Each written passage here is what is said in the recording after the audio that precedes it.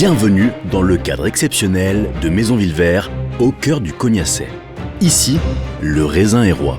Pendant 3 jours, les 6 équipes finalistes vont devoir magnifier l'esprit du bar. Ils viennent de Toulouse et agitent le comptoir de l'agence, Jean-Mathieu Dizarne de Villefort et Louis Ségone. Ils portent haut et fort les couleurs de Paris, derrière le bar 1802, Adrien Nino et Christopher Belaï. Ils débarquent de Lyon et ils ont 20 victoires, Thomas Jacob et Nico Sofidis de l'Officine. Eux, c'est nous, Rémi Chalot et Thomas Gruby, à Lille. Voici Léa Davis et Gabriel Ponce, aux manettes de Frida, à Bordeaux. Et enfin, Marc France et Alexandre Girard, de la Queue du Coq, à Annecy. Au terme des 3 épreuves, qui se qualifiera pour la finale ? Qui sera le premier vainqueur de Villevert on Stage ?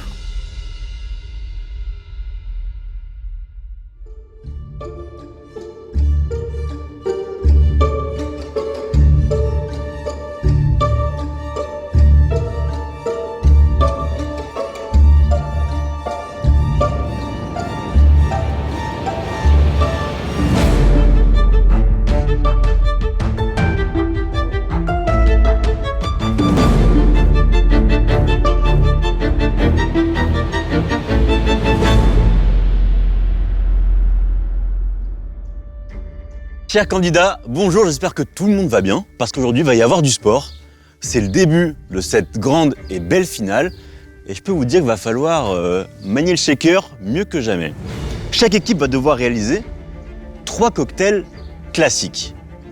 On va dire la base de la base d'un bon bartender. Vous allez devoir faire un Basil Smash, facile, un Cosmo, facile aussi, et un Negroni. Ah, tout le monde me regarde, c'est quoi ce concours ? Ne vous inquiétez pas, ça va se corser. Cette épreuve, nous l'avons appelée Destin lié, et vous allez voir qu'elle porte très bien son nom. Ces 3 classiques du cocktail, vous allez devoir les réaliser, les mains attachées. Et oui, pour cette première épreuve, les candidats vont travailler main dans la main.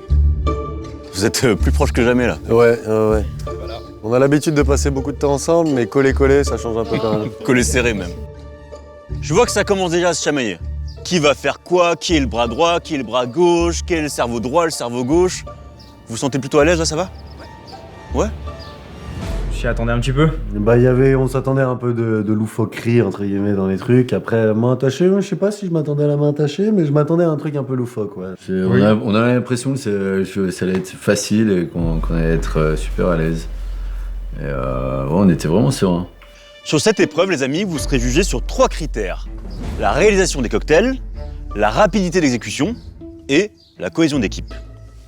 Vous serez également jugés par un jury d'exception trié sur le volet qu'on a fait venir spécialement pour vous. Je vous demande d'accueillir Laurence Marot et Fernando Castellon. Et quand je parle d'un jury prestigieux, je pèse mes mots.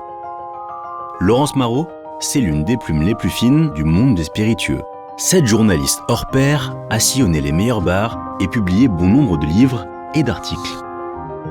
Fernando Castellon est l'un des grands architectes du renouveau du cocktail en France. Cet historien du cocktail et des spiritueux est aussi l'auteur de nombreux ouvrages de référence. Les amis, je compte sur vous pour travailler main dans la main. Pour cette épreuve, vous aurez une limite de temps et vous aurez donc 5 minutes. Bon courage à tous. Vous êtes prêts ? Eh bien, c'est parti.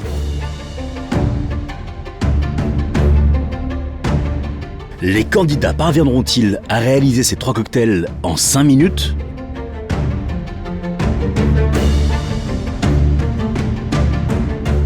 Bon, 5 minutes pour faire 3 cocktails, ça se fait normalement ou pas ? Oui, c'est serré parce que là, ils sont en 2 exemplaires quand même. Ouais. Donc, ils vont pas faire perdre de temps. Et puis, ils ont quand même 2 mains liées aussi, donc ça ralentit un petit peu, là. Ouais. On n'aura pas facilité la tâche, là. On a attaché les 2 comme ça. Et on perd totalement... Les contrôles. Alors, si vous étiez à leur place, vous commenceriez par quel cocktail, vous ? Normalement, on prédose tous les volumes, c'est ce qu'ils sont en train de faire. Normalement, ils vont tout préparer dans les shakers respectifs. Ouais, et puis ils ont 3 gigas en fait, pour chaque cocktail. Hein. Alors Jigger, pour ceux qui ne savent pas, c'est le... C'est le doseur. Hein. Voilà, on dirait un petit cocktail en fait. Voilà.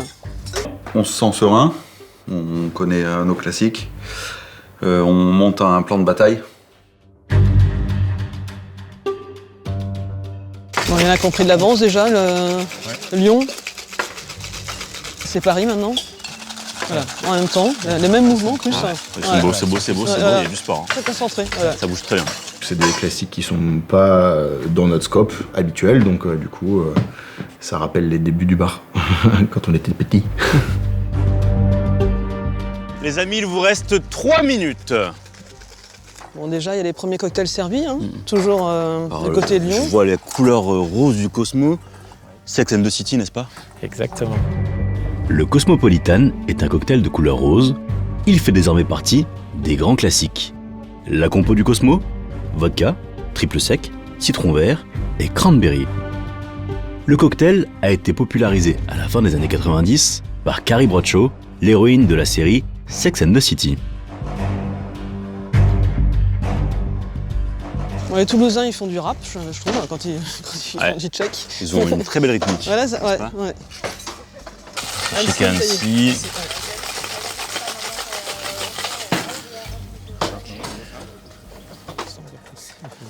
Il vous reste 2 minutes, les amis, 2 minutes.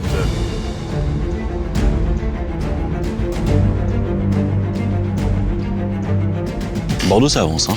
Ouais, ça avance bien, là, déjà. Bordeaux, tout va bien, ça avance vite, hein. C'est magnifique, on est pas mal, hein. On a l'habitude, je suis attaché au travail, donc on travaille à côté, donc ça va.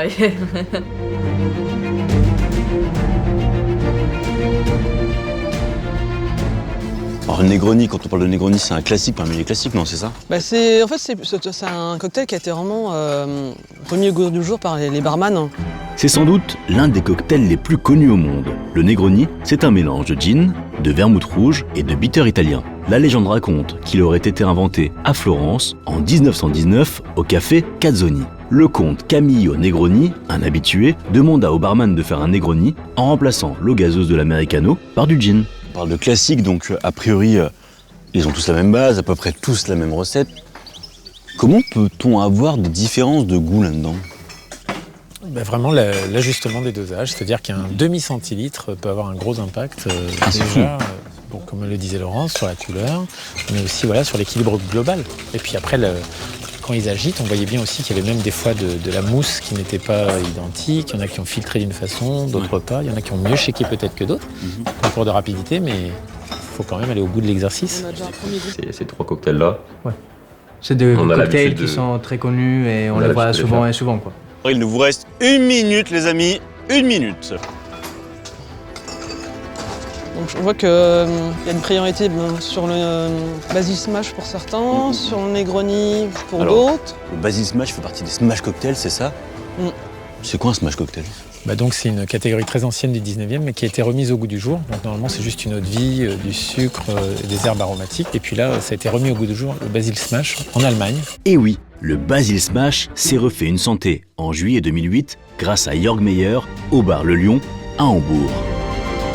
Et ça a été inventé avec G-Vibe, le Basil Smash. Bon, Maison Hilvert. 30 secondes, les amis, 30 secondes. Attention, une petite pression parce que je vois que au niveau de Toulouse, il manque encore un Negroni. Attention à vous, un peu de pression du côté de Toulouse. Et 5, 4, 3, 2, 1. C'est fini les amis, on lève les bras s'il vous plaît. On lève.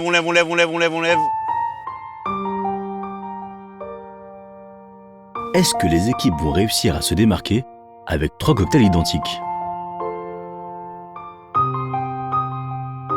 Ils se sont bien débrouillés. Très bien.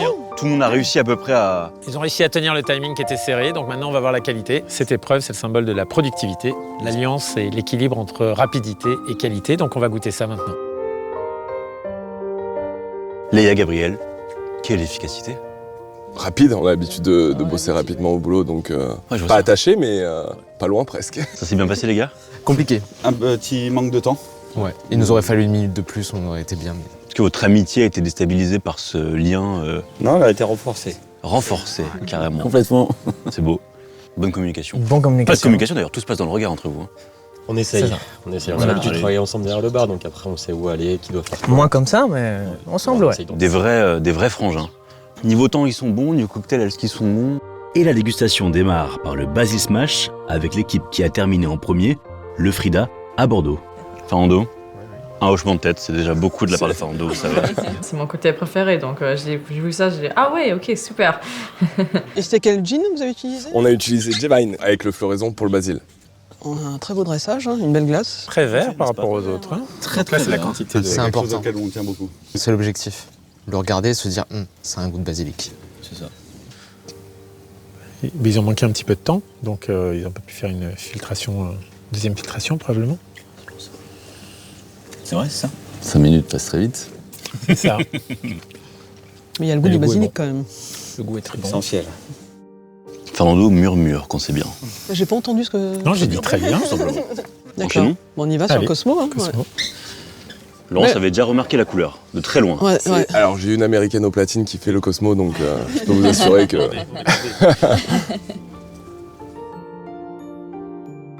Belle couleur rose. Ça fait combien de temps que vous n'avez pas fait un Cosmo? Depuis samedi dernier. Hein. Oh, ça va alors, Ouais. trop dé. Oui. Alors il y a un zeste, mais dans celui précédent il n'y en avait pas. Parce qu'ils l'ont flambé, ils n'ont pas voulu le mettre dedans parce qu'il avait flambé, je pense. Mais chaque bar, le cocktail a le même squelette, mais finalement il y a la finalisation de chaque établissement, la vision de chacun, les proportions changent. Enfin, c'est pour ça que le même cocktail n'a pas le même goût selon l'établissement.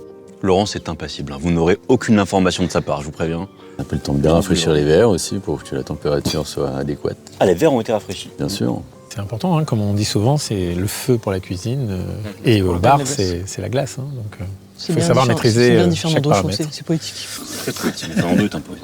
Ouais, nous on est vraiment dans un bar déjà où on met vachement en avant les classiques.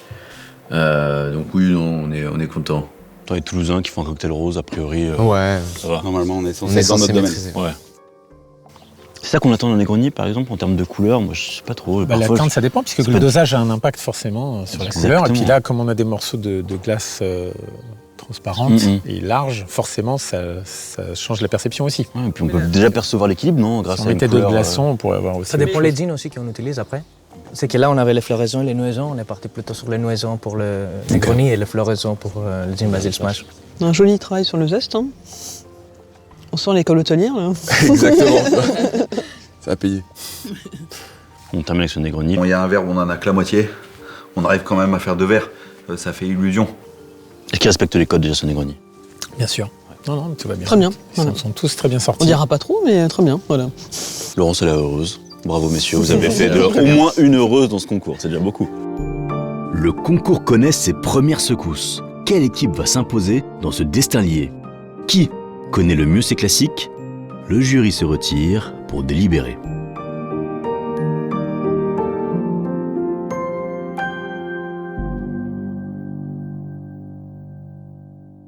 Je crois que c'est plutôt bien passé, n'est-ce pas, Laurence? Oui, très bien. Ouais, non, j'ai goûté des choses délicieuses, on va dire. Délicieuses, carrément. Voilà, ça, ouais, franchement, oui. Ouais. Fernando, vous êtes d'accord?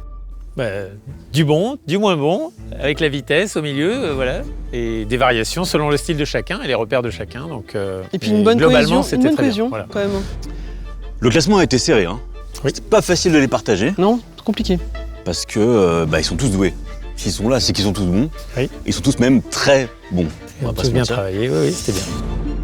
On a le nec plus ultra de la scène française du bar. Alors, on va commencer par les 6e. L'Agence à Toulouse. Les gars, vous le saviez un peu? On s'y attendait. Manque de temps? Malheureusement. Mais bon, On vous fera saurez mieux. vous rattraper, il y a encore largement de quoi faire. Toutes les épreuves ont leur importance, toutes les épreuves ont leur nombre de points. Donc vous pouvez largement vous refaire. En 5e position, nous avons nos amis de la Queue du Coq à Annecy. En 4e position, nous partons dans le nord, à Lille, pour le bar nu. En 3e position se situe le bar Frida à Bordeaux. En 2e position, Eh bien les amis, nous allons à Lyon, à l'officine. Bravo les amis pour cette 2e place, faut être fiers de vous. Il manque encore un petit peu de travail. On va travailler sur la prochaine, on va tout donner. Et donc, en première position, les premiers gagnants de cette épreuve, bravo les amis. Le bar 1802 à Paris, on peut les applaudir parce qu'ils ont fait du très beau boulot. On commence bien dans le concours, donc c'est agréable. Les amis, on vous accorde un petit peu de repos et on se retrouve tout à l'heure pour la seconde épreuve autour de la piscine. Au terme de cette première épreuve, le 1802 est le bar qui a le mieux maîtrisé le chrono et l'exécution des classiques avec sa réalisation sans fausse note. Le manque de temps a handicapé l'agence qui doit prendre tous les risques pour espérer remporter le concours. Qui s'imposera dans cet incroyable concours? Réponse dans le prochain épisode de Villevert on Stage.